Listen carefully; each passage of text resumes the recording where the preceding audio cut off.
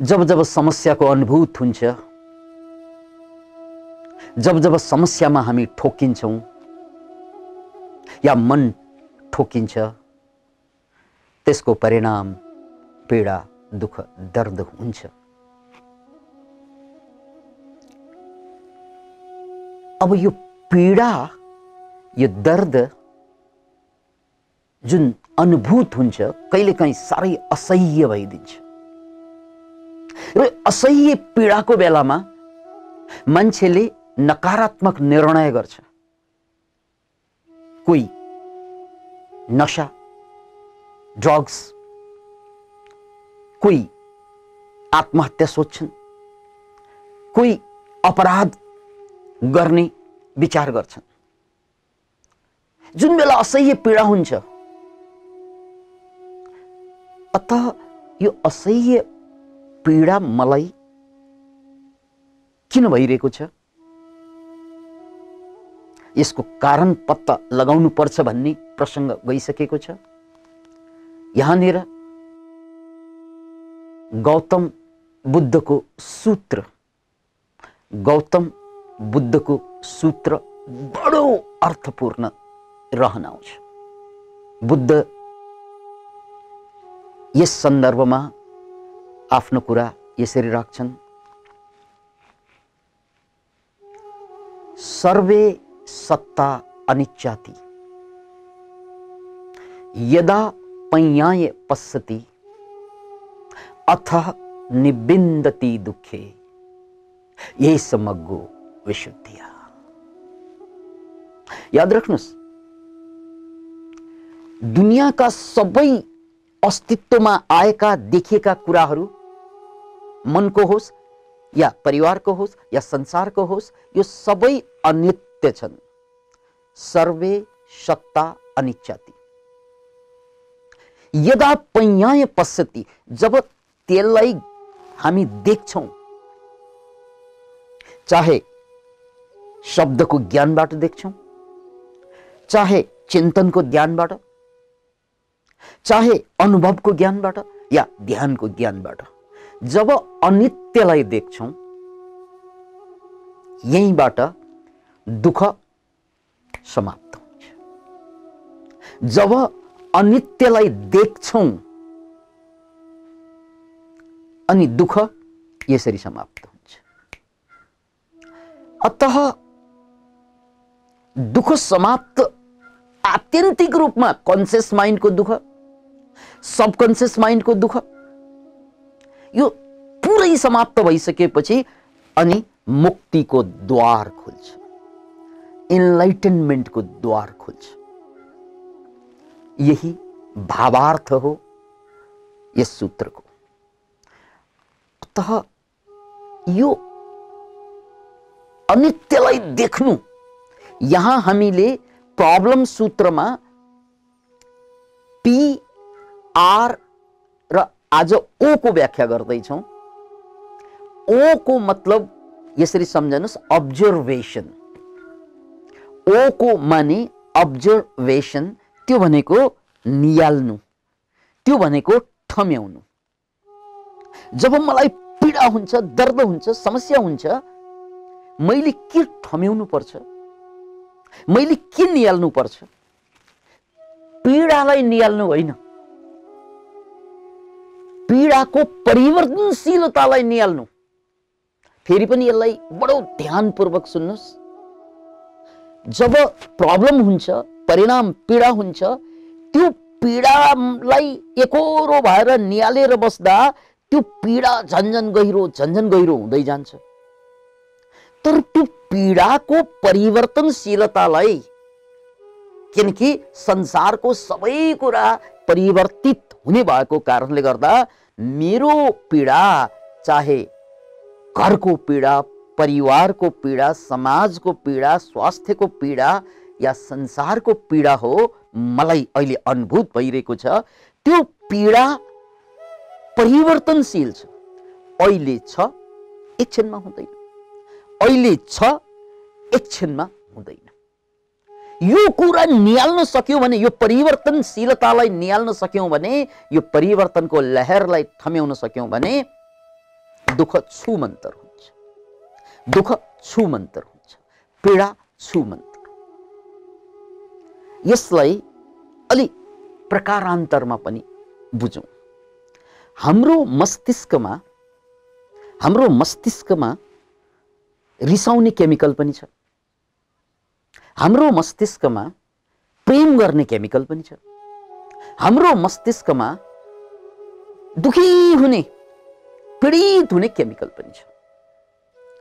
हाम्रो मस्तिष्कलाई स्विच बोर्डको रूपमा लिने हो भने त्यहाँ धेरै स्विच छ।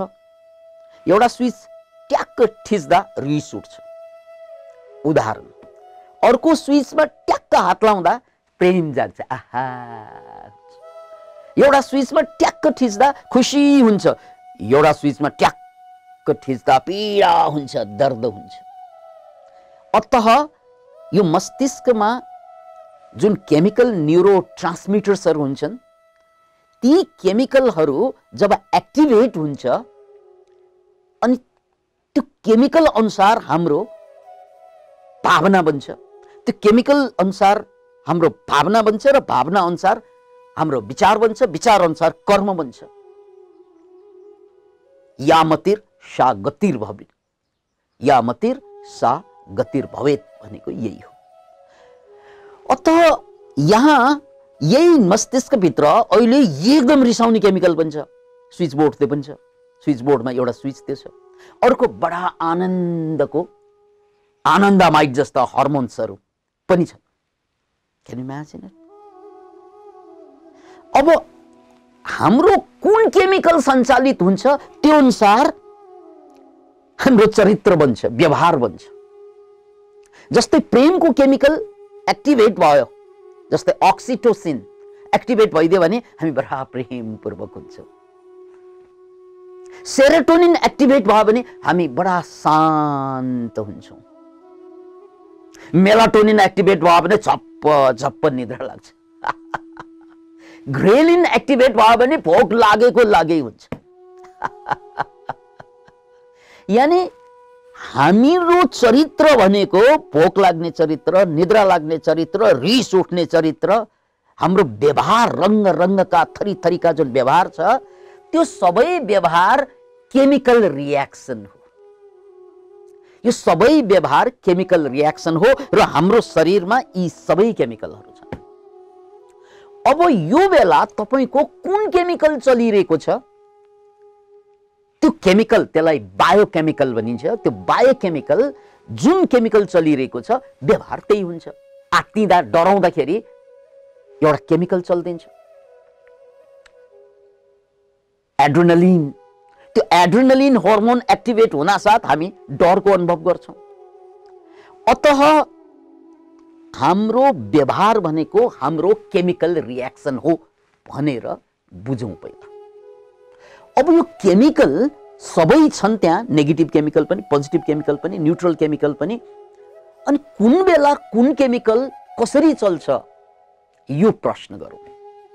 म भित्र खुशीको केमिकल छ भने यो खुशीको केमिकल मात्रै, आनन्दमाइट जस्ता हर्मोन मात्रै चलिदिएको भए त म चाहिँ पनि हुन्थ्यो होला। सेरोटोनिन मात्रै चलिदिएको भए म शान्त भई दिन्थे होला, राइट? तर मैले चाहेको केमिकल चल्दैन, नचाहेको केमिकल चलिरहेको हुन्छ। अरे यो केमिकल किन चल्छ? यो केमिकल किन चल्छ? क्वेश्चन गर्नुस् आफूलाई। किन चल्छ? मैले चाहेको त खुशी हो। खुशीलाई एन्डोर्फिन्स, अझ डीप खुशी डोपामाइन, अझ गजबको अनुभूति डीएमटी, यस्ता केमिकल चलिदिएको भए त मेरो जीवन अद्भुत अद्भुत अद्भुत उत्सवै उत्सव, जीवन महोत्सव हुन्थ्यो। त कहिलेकाहीँ आकल झुकुल चल्छ पनि बेला मौकामा, तर अक्सर चल्दैन थियो। किन? यसको जवाफ के हुन्छ भने, यो मस्तिष्कलाई स्विच बोर्डको रूपमा लिँदा त्यहाँ जहाँ थिचिन्छ त्यो बत्ती बल्छ भनेर उदाहरण लिँदा, यो बिम्ब दिँदा हाम्रो ध्यान, हाम्रो कन्सन्ट्रेसन जहाँ जान्छ जहाँ पुग्छ त्यो पुगेको ठाउँको केमिकल चल्ने हो। जस्तै मलाई रिस उठ्नु भनेको त्यो रिस उठ्ने कुरामा ध्यान केन्द्रित भयो, फोकस भयो, म त्यसमा गहिरिँदै गएँ भने अनि केमिकल त्यो निस्कने हो। नत्र भने अहिले त म रिसाइरहेको छुइनँ, तर रिसको केमिकल मसँग छ, रिस उठाउने केमिकल मसँग छ। अब म कुन बेला रिसाउँछु भने जुन बेला मेरो सारा ध्यान, मेरो सारा फोकस त्यो रिस आउने कुरामाथि म केन्द्रित हुन्छु, त्यसमा जोडिन पुग्छु। त्यो जोडिएपछि अनि बिस्तारै केमिकल निस्कन्छ। किनकि हामीले जहाँ ध्यान लाग्छौँ त्यो ठाउँ एक्टिभेट हुन्छ। यसलाई फेरि बुझौँ मित्र, जहाँ जहाँ हाम्रो ध्यान जान्छ त्यो ठाउँ बडो गजबसँग एक्टिभेट हुन्छ। यो कुरालाई पत्ता लगाउनलाई एउटा एक्सपेरिमेन्ट गर्नुपर्छ। म यहाँहरूलाई रिक्वेस्ट गर्छु, यसरी हातलाई चाहिँ उठाउनु होला। एउटा एक्सपेरिमेन्ट गर्दैछौँ हामीहरू। हात उठाउनुहोस्, ढाड सिधा पारेर आँखा बन्द गर्नुहोस्। अब सारा ध्यान बुढी औँलामा लग्नुहोस्, बुढी औँलाको टुप्पोमा लग्नुहोस्। सारा ध्यान बुढी औँलाको टुप्पोमा लग्न साथ बुढी औँलाको टुप्पो भारी भए जस्तो, चले जस्तो, स्याउ स्याउ गरे जस्तो, झमझमाए जस्तो अनुभव हुन्छ। यदि यहाँहरूलाई भयो भने टाउको हल्लाएर भयो भन्ने सङ्केत दिनुहोस्, म बुझ्छु। राइट? अब ध्यान मैले बुढी औँलामा लग्दा त्यहाँ स्याउ स्याउ गर्न थाल्यो। अब ध्यान मैले कान्छी औँलामा ल्याउँ, कान्छी औँलाको टुप्पोमा। यसपालि कान्छी औँलाको टुप्पो स्याउ स्याउ गरेको अनुभव भयो भने टाउको हल्लाउनुहोस्। ओके, कान्छी औँलाको टुप्पो स्याउ स्याउ भएको छ। अब बिस्तारै आँखा खोल्नुहोस् त। मैले या यहाँहरूले बुढी औँलामा ध्यान लगाउँदाखेरि कान्छी औँला स्याउ स्याउ हुन्छ? हुँदैन। बुढी औँलामा ध्यान लगाउँदा बुढी औँला मात्रै स्याउ स्याउ हुन्छ। कान्छी औँलामा ध्यान लगाउँदा फेरि बुढी औँला स्याउ स्याउ हुँदैन, कान्छी औँला मात्रै स्याउ स्याउ हुन्छ। त्यस्तै माझी औँलामा ध्यान लग्यो भने माझी औँला मात्रै स्याउ स्याउ गर्छ, अरू औँला गर्दैन। चोर औँलामा ध्यान केन्द्रित भयो भने चोर औँला मात्रै स्याउ स्याउ हुन्छ। एवं रीतले जहाँ ध्यान जान्छ त्यो क्षेत्र एक्टिभेट हुन्छ। यसलाई फेरि बुझ्नुहोस्, जहाँ हाम्रो ध्यान जान्छ त्यही क्षेत्र मात्र एक्टिभेट हुन्छ, त्यही मात्रै क्रियाशील हुन्छ। जस्तै बुढी औँलामा ध्यान लाग्दा बुढी औँला मात्रै क्रियाशील भयो, कान्छी औँलामा लाग्दा क्रियाशील कान्छी औँला मात्रै भयो, अरू औँला भएन। बस यो उदाहरण हो, यो ज्वलन्त उदाहरण हो। जब तपाईँले रिस उठ्ने कुरामा ध्यान केन्द्रित गर्नुहुन्छ नि, त्यसपछि केमिकल रिलिज हुँदै जाने। अनि त्यसपछि रिस उठ्यो अनि रिसले चाहिँ झगडा गर्नु पर्यो कि मारकाट गर्नु पर्यो कि छोडेर जानु पर्यो कि खिचारेर ल्याउनु पर्यो कि सबै काम गर्छ। किन भन्नाले तपाईँको ध्यान रिस उठ्ने कुरामा केन्द्रित भयो। यसैलाई हामीले अब्जर्भेसन भन्ने शब्द दिएका छौँ यहाँ। जहाँ जब हामी रिस उठ्ने कुरामा अब्जर्भ गर्छौँ, त्यसलाई निहाल्छौँ, हेर्ने होइन निहाल्छौँ, एकदम गहिरिएर निहाल्छौँ, त्यो क्षेत्र एक्टिभेट हुन्छ। त्यो रिस उठिरहँदाखेरि पनि यारे प्रेम जगाउने कुरा पनि त छ नि यहाँ ब्रेनमा। यदि तपाईँको ध्यान रिस उठेको बेलामा ध्यानलाई स्वाट ल्याएर जीवनमा जहाँ प्रेम हुन्छ, जहाँ प्रेमपूर्ण कुरा घटिरहेको हुन्छ, त्यो कुरामा ध्यान ट्याक्कै लगाइदिनु भएको भए तपाईँको फेरि त्यो प्रेमको केमिकल एक्टिभेट हुन्छ। उदाहरणको लागि तपाईँलाई साह्रै मन नपर्ने मान्छेलाई भेट्नुभयो, देख्नुभयो, रिस उठ्यो, किनकि त्यहाँ ध्यान केन्द्रित भयो। अब रिसको केमिकल एक्टिभेट भयो।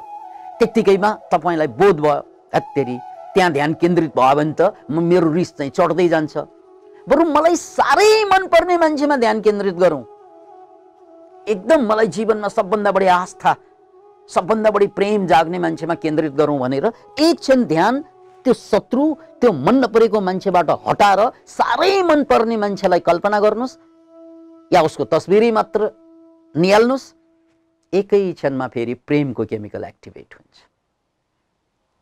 एकछिन विचार गर्नुहोस् त, तपाईँले अहिले पनि एकछिन आँखा बन्द गरेर साह्रै मन नपर्ने मान्छे ध्यानमा ल्याउनुहोस्, एकछिन प्रयोग गर्नुहोस् त यो एक्सपेरिमेन्ट।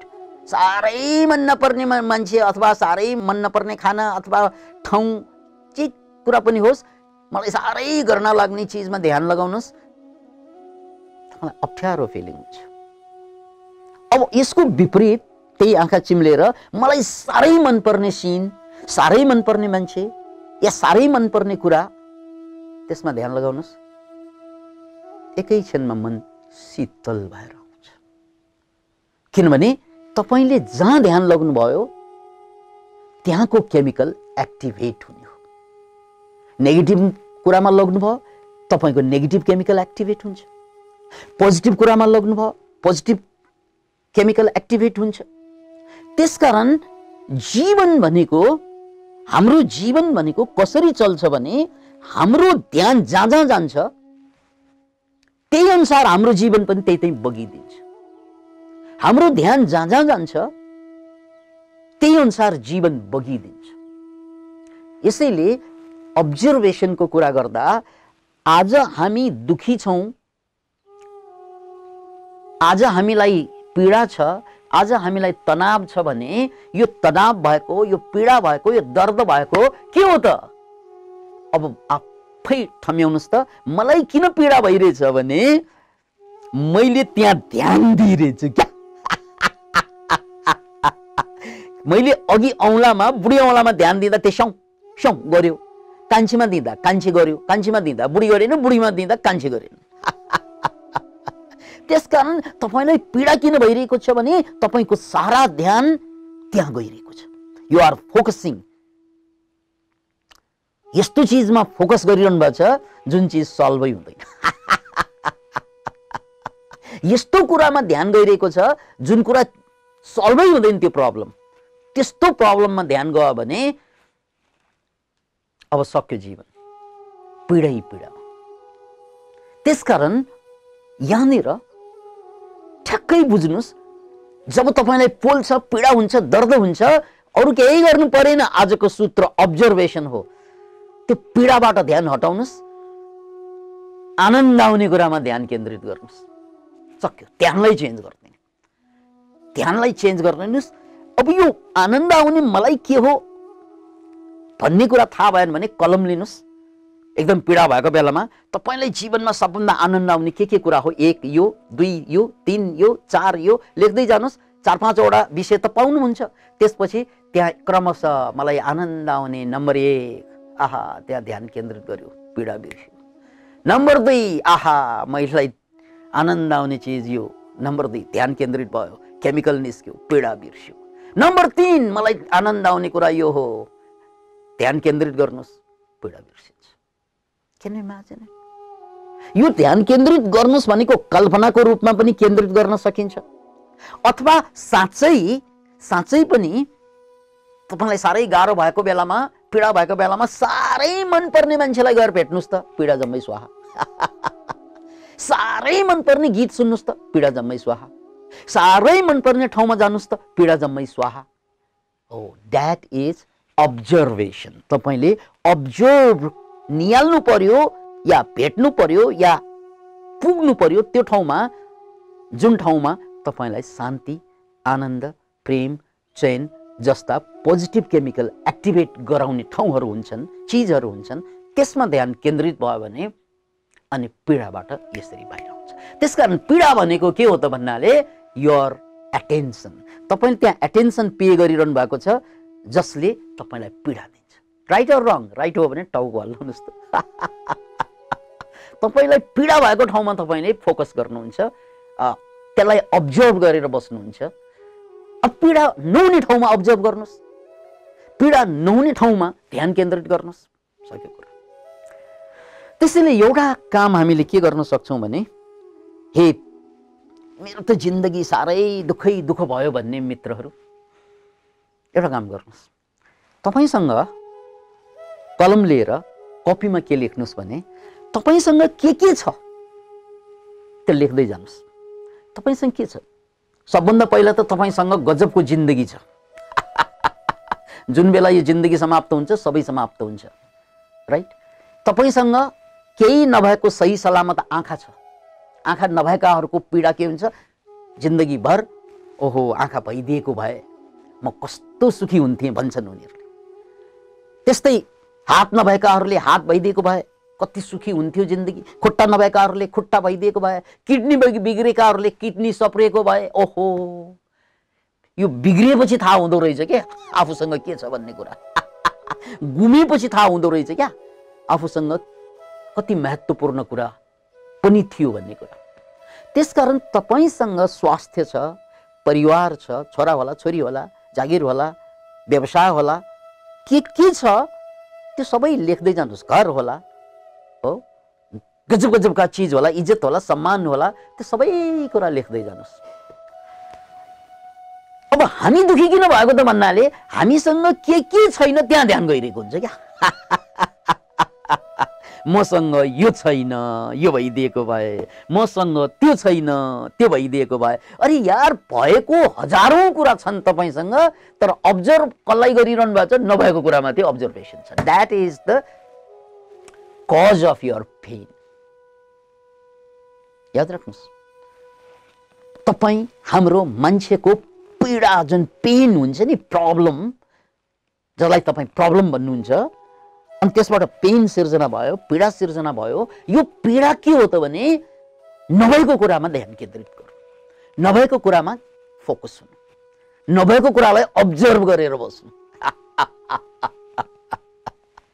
त्यसैले सुखी हुनु छ भने केही पनि गर्नु पर्दैन। तपाईसँग भएको महत्त्वपूर्ण कुराहरू एउटा लामो लिस्ट लेखेर वालमा टाँच्नुहोस्।